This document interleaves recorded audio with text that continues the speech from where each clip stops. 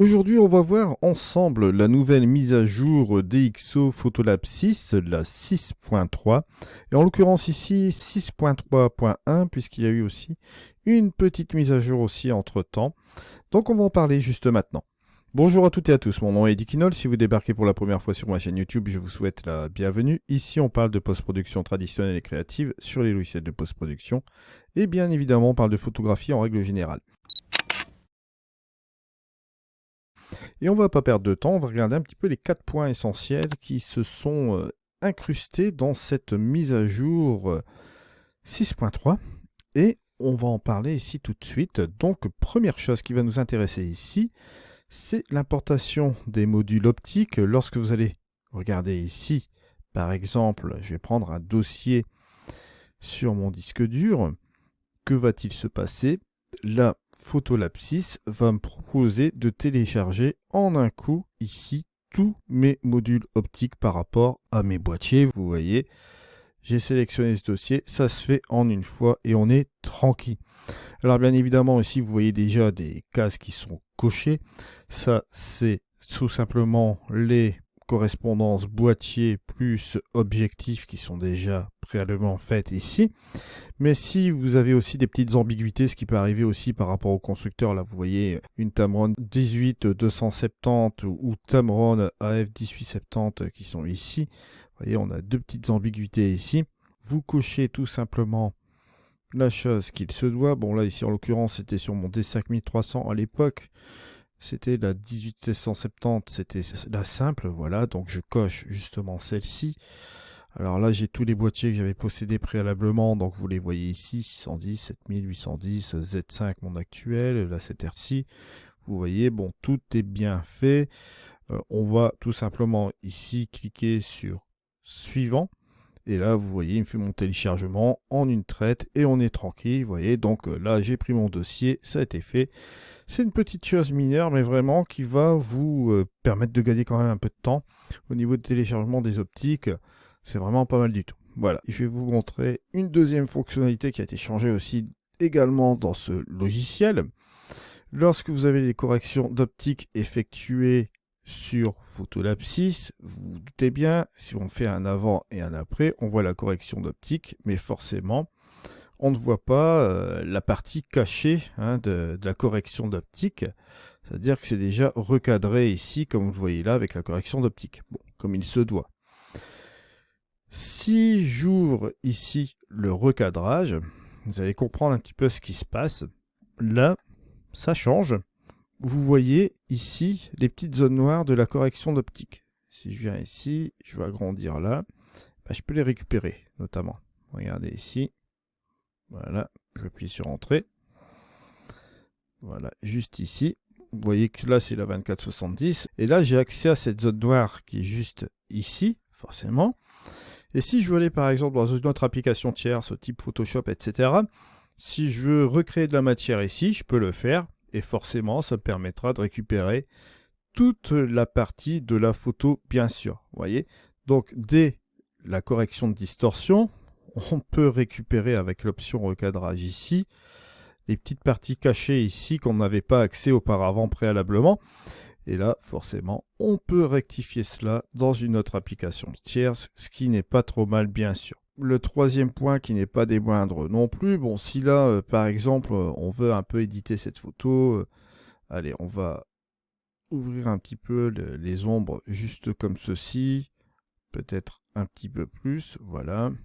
DxO Smart Lighting a fait déjà un bon travail, on va laisser ce truc là un peu comme ça.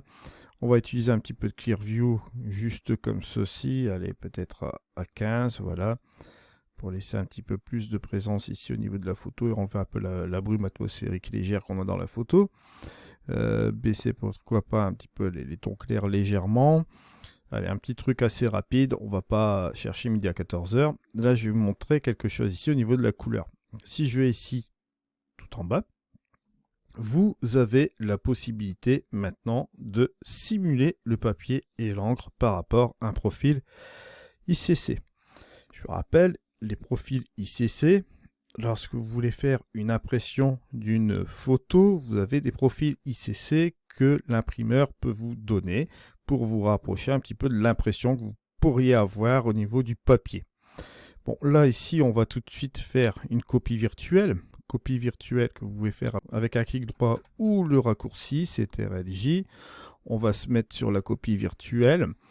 On va aller chercher un profil ICC. Moi, pour ce faire ici, j'étais chercher les profils ICC de Whitewall, qui est une société d'impression, qui n'est pas trop mal non plus.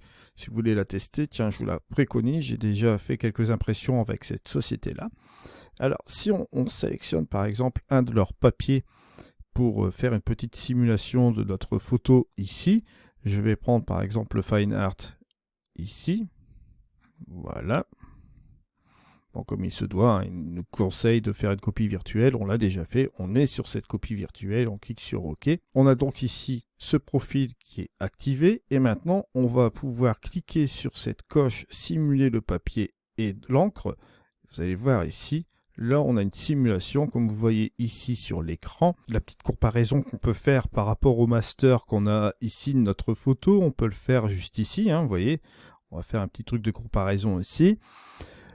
Comparer, master, voilà. On peut faire un avant, vous voyez, la photo originale. Et ici, le après, comme vous voyez là, la simulation de papier, on a cette chose-là. Alors, ça va nous permettre quoi, cette simulation?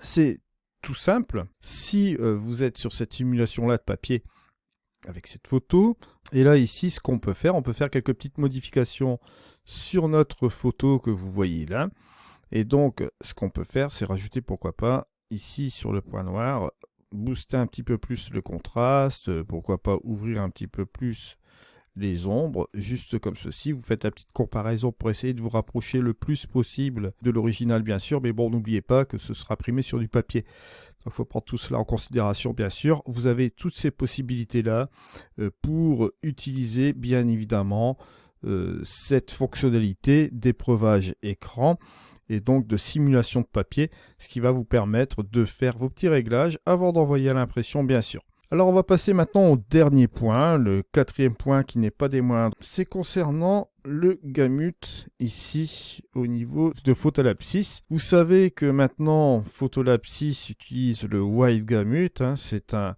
gamut assez large au niveau des couleurs. Vous pouvez l'employer bien évidemment sur les fichiers RAW, ce qui était vraiment une très bonne chose.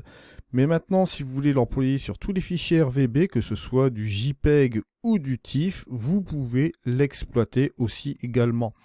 Ça peut être utile si vous voulez mettre par exemple un TIFF et continuer l'édition avec Photolab 6.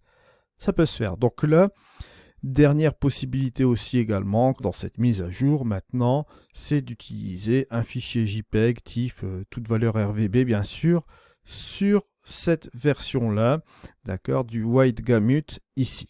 Voilà, c'était les 4 points principaux que l'on peut retenir de cette mise à jour de Photolab 6. Je vous remercie en tout cas de m'avoir suivi. Nous, on se retrouvera dans Photolab 6 assez rapidement pour que je vous fournisse encore un Photolab 6 en action avec un développement d'une photo. On en parlera prochainement, bien sûr. Je vous remercie de m'avoir suivi. On se retrouve dans une prochaine vidéo. C'était Eddy. Allez, au revoir.